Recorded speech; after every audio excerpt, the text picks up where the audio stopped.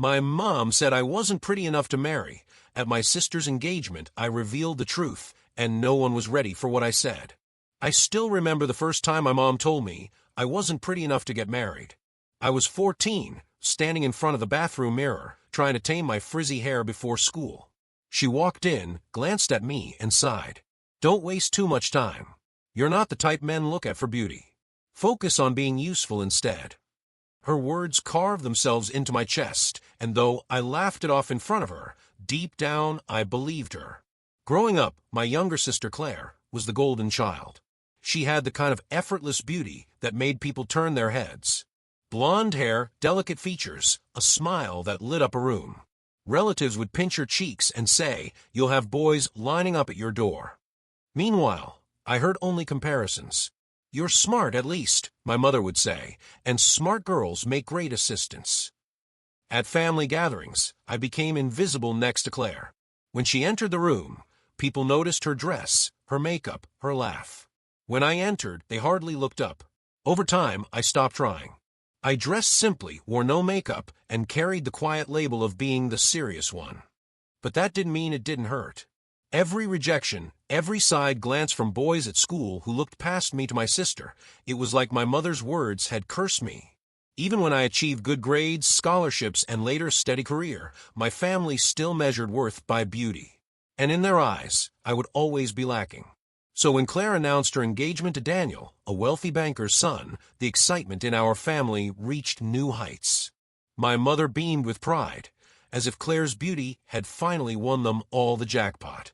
And then came the inevitable, the subtle comparisons.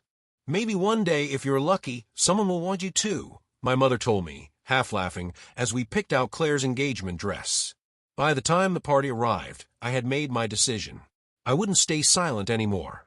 The engagement party was held at a luxurious country club.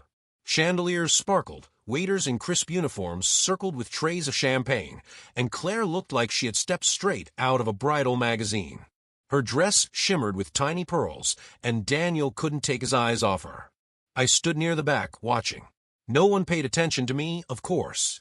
My mother was busy greeting guests, proudly introducing Claire and Daniel to every influential family in town. Whenever someone glanced in my direction, she would say, "Oh, that's my older daughter Emma. She's independent." That word again, a polite replacement for "still single." As the speeches began, my father stood up, glass in hand, and praised Claire for being the jewel of our family, the perfect daughter, the beautiful bride-to-be.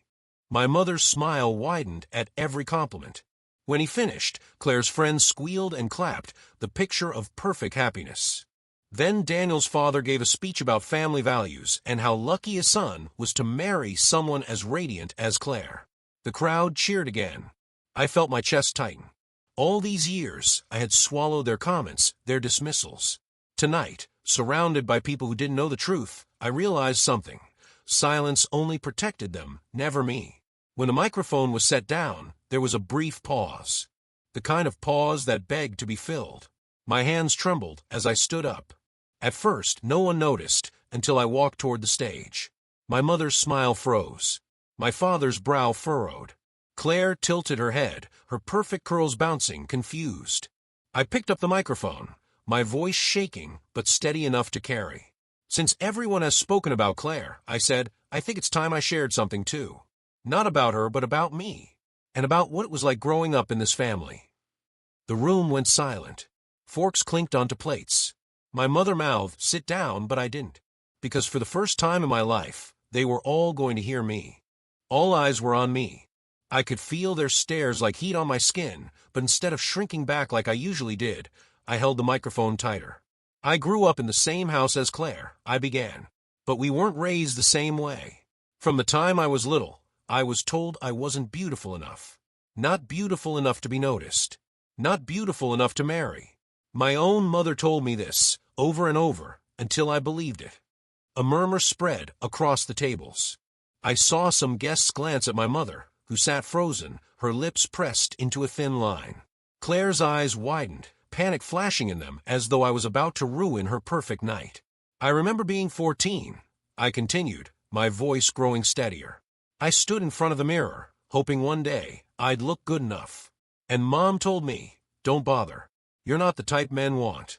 Be useful instead. Those words never left me. They shaped how I saw myself for years. Gasps echoed. A few guests shook their heads in disbelief. Daniel looked from me to Claire, clearly uncomfortable. I studied hard. I built a career. I live independently. And yet, every time I came home, I wasn't the daughter to be proud of. I was the reminder of what I lacked. Meanwhile, Claire, I turned to my sister, who shifted uneasily in her chair. Claire was celebrated simply for existing, for being pretty, for fitting the image everyone here admires tonight. Claire finally stood. Emma, stop. This isn't the place. No, Claire, I cut her off, my voice firm now. This is exactly the place. Because tonight, everyone is praising you for the crown you've always worn. But no one ever asks what it cost me. The silence was sharp. My mother finally rose, her face flushed, hissing under her breath. Enough. You'll embarrass us. I looked straight at her, years of swallowed pain burning through me. Embarrass you? No. Tonight, I'm freeing myself from you. The room was so quiet I could hear the hum of the air conditioning. My mother's face was red with fury, but I didn't look away. For once, I wasn't afraid of her disapproval. You always told me I wasn't pretty enough, I said, my voice stronger now. Do you know what that does to a child? To be told her future is worthless before it even begins? You made me believe love was something I'd never deserve. My father shifted uncomfortably, clearing his throat. Emma, sit down. Don't ruin your sister's evening.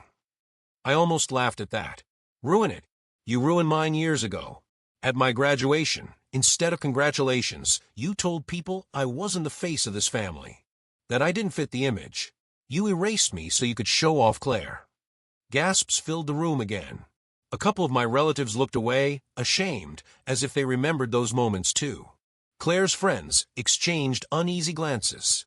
Claire finally spoke, her voice trembling. Emma, I didn't know they said that to you. I turned to her, and for the first time, I saw her not as my rival, but as someone who had been oblivious. Of course you didn't, because you were always on the pedestal. You were the proof of what they wanted, and I was the shadow that had to disappear. Daniel stood now, placing a hand on Claire's shoulder, whispering something to her. But the guests were no longer looking at the perfect couple. They were looking at me. I didn't come here to ruin anything, I continued. I came here to tell the truth, to stop hiding, to stop pretending that my silence is respect. Because silence only ever protected you, never me. My mother's voice finally broke through, shrill and cold. Emma, you're bitter. That's all this is. Jealous and bitter because you never had what Claire has. I looked at her, steady and unflinching. You're wrong, Mom. I do have something Claire never had. Strength. Strength you gave me the hard way, by tearing me down. And tonight, I'm done carrying your words as my burden. The microphone trembled in my hand, but my heart felt lighter than it had in years. And then, someone from the audience began clapping. The first clap came from the back of the room, hesitant but loud enough to echo. A few more followed, uncertain, like people testing whether it was allowed. Then, suddenly, half the hall was applauding. Not for Claire. Not for the perfect engagement. For me. I froze, not knowing how to react. My mother looked horrified, her eyes darting around the tables, silently begging people to stop. My father's jaw tightened, and he muttered, Enough. This is disgraceful. But the clapping grew louder, joined by voices whispering things like, She's brave, and about time someone said it. Claire's eyes shimmered with tears. She stood and walked toward me, ignoring Daniel's attempts to hold her back. Emma, she whispered, close enough for only me to hear. I had no idea. I thought you just didn't care about things like this. I cared, I said softly, lowering the microphone. I cared so much it nearly broke me. Her lip trembled, and for the first time, I saw my sister not as flawless, but as human. She turned to the guests and spoke without the mic, her voice carrying in the silence. She's telling the truth. I didn't see it back then, but I see it now. My parents always compared us, and I let it happen. Daniel shifted uncomfortably beside her, clearly not expecting his perfect fiancée to admit this in front of everyone. My mother nearly collapsed back into her chair, shaking her head furiously, mouthing traitor at Claire. I looked at my sister, a small, sad smile tugging at my lips. Claire, this isn't about ruining your moment. It's about reclaiming mine. And then I turned back to the crowd. For years, I thought I was nothing more than the plain daughter, the leftover sister. But I want everyone here to know, I'm not ashamed anymore. I built my life without their approval. And tonight, I stand proud of who I am. A wave of applause surged again, stronger this time. Some guests stood up. My mother buried her face in her hands. My father sat stiff as stone. But me, for the first time in my life, I stood tall. That's when someone unexpected spoke up, a man I hadn't seen in years. Emma, a voice called out from the front row. I blinked. It was Mr. Jennings, my old high school English teacher. He had been invited because his daughter was one of Claire's bridesmaids. He stood slowly, his kind eyes fixed on me. I always knew you had a voice worth hearing, he said, and I'm glad the world is finally listening. The crowd murmured again. My chest tightened. Memories of sitting in his classroom, scribbling poetry in the margins of my notebook, came rushing back. Back then, he was the only adult who ever told me I had something special inside me. Thank you, I whispered, my throat catching. Claire squeezed my arm gently, as if to steady me. Her voice was shaky but clear. Emma's not just my sister, she's the strongest person I know. I should have said it years ago. My mother slammed her hand against the table. Enough. Both of you, she hissed, her face twisted with rage. You're humiliating this family. I turned and faced her directly, my voice cutting through the tension. No, Mom. I'm freeing myself from this family's humiliation. You're the one who created it. You're the one who told me I wasn't pretty enough to be loved. But look around. I gestured toward the applauding guests. These people don't see me as worthless. Only you ever did. Gasps rippled across the room. My father muttered something under his breath, gripping his glass so tightly I thought it might shatter. Claire wiped at her tears, whispering fiercely, Mom, stop. You did this. Not Emma. The weight of her words hung heavy. For once, my mother was speechless. And just when I thought the moment couldn't get heavier, Daniel's father stood, clearing his throat. Well, he said slowly, if there's one thing I admire, it's honesty. And I'd say your courage tonight, Emma, is more valuable than any beauty. The entire hall erupted into applause again, louder, prouder, undeniable. For the first time in my life, I wasn't invisible. The applause rolled over me like a wave, and I almost couldn't breathe. For years I had imagined what it would feel like to be seen, not as the shadow of my sister, not as the daughter who failed to meet expectations, but simply as myself. And now it was happening. My mother, however, looked like she was about to explode. She stood again, her voice sharp and venomous. Do you people really think this is bravery? This is just bitterness. She's twisting stories to make herself look like a victim. I lifted the microphone once more, my hands no longer shaking. A victim? No, Mom. I was a child who believed her mother's words. You told me no one would ever want me. You made me feel small in every room. But tonight I realized something. You were wrong. And I won't let you rewrite my story anymore. Gasps again, but this time followed by nods. Guests whispered, some glaring at my parents with disgust. My father finally spoke, his voice low and cold. You should have kept your mouth shut, Emma. Respect means knowing when to stay silent. I met his eyes steady. Respect is earned, Dad. And you lost mine a long time ago. For the first time, I saw him falter. His shoulders slumped, and he looked away, unable to meet my gaze. Then Claire stepped forward. She took the microphone from my hand, her eyes glistening. If anyone here still doubts Emma's words, let me clear it up. She's telling the truth. Our parents favored me. They tore her down while they lifted me up. And I let it happen. I let them make me the jewel while they treated my sister like dust. I'm ashamed of it. The hall was silent again, but it wasn't uncomfortable. It was heavy with truth. Daniel looked at her, stunned.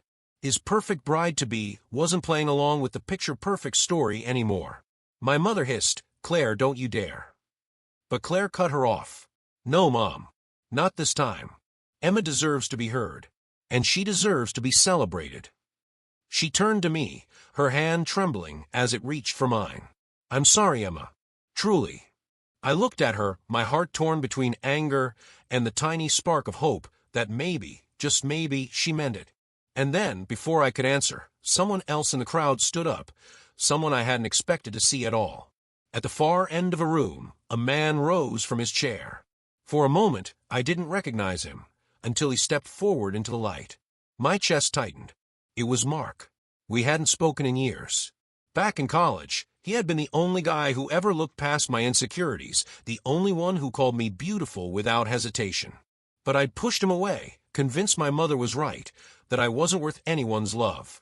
Now here he was older, sharper, but with the same steady gaze that once made me feel seen. He cleared his throat, his voice deep and calm. "Emma, I don't know if you remember, but I told you once that beauty isn't about fitting someone else's mold. It's about how you carry yourself.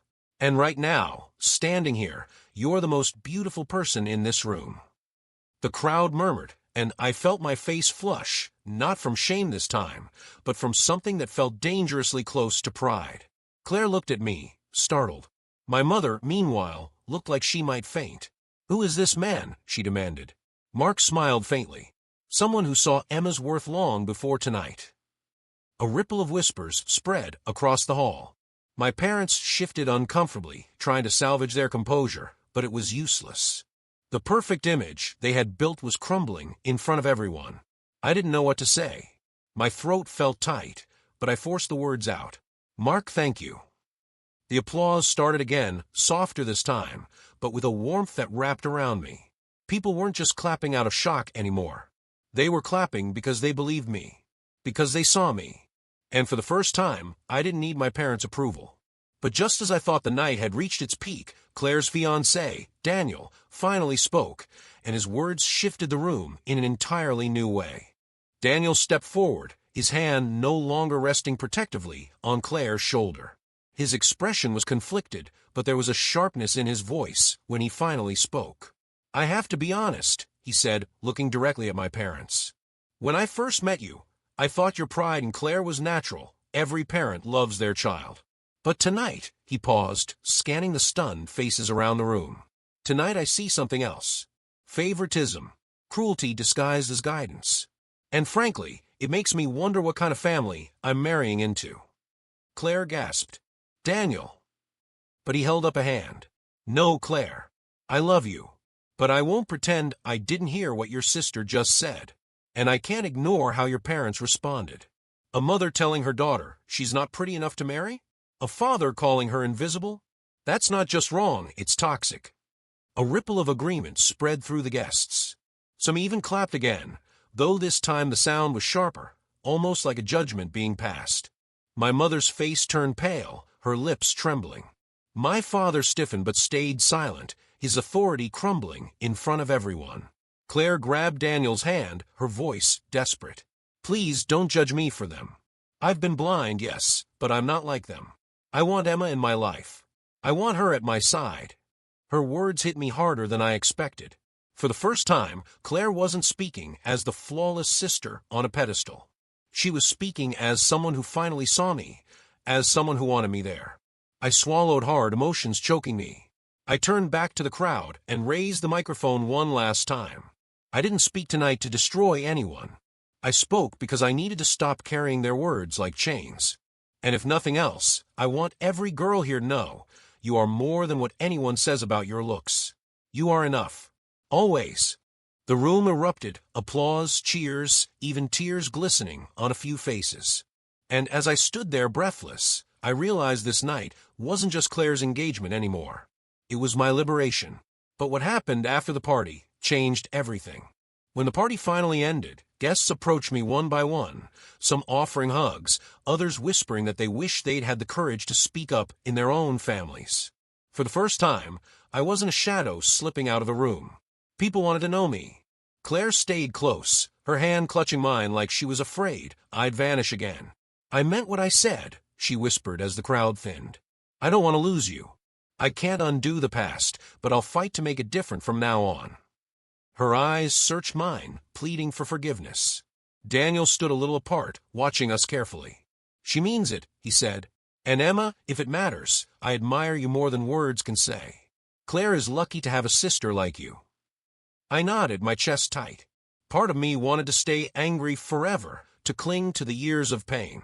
But another part, the part that had finally spoken aloud, was tired of carrying bitterness. As for my parents, my mother refused to look at me. She brushed past without a word, her heels clicking angrily against the marble floor. My father muttered something about family matters not belonging in public before following her. Their exit was cold, but strangely freeing. For once, their silence didn't hurt, it felt like release. Mark lingered near the doorway, waiting until I caught his eye. He smiled softly, that same patient smile, I remembered. If you ever want to talk, or just be reminded of your worth, you know where to find me. His words warmed me in a way I hadn't expected. Later that night, standing in front of my mirror, the same kind of mirror where my mother once told me I'd never be enough, I saw myself differently.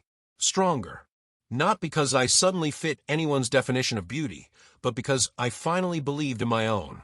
My mother's words no longer defined me. My voice did. And for the first time in my life, I was free.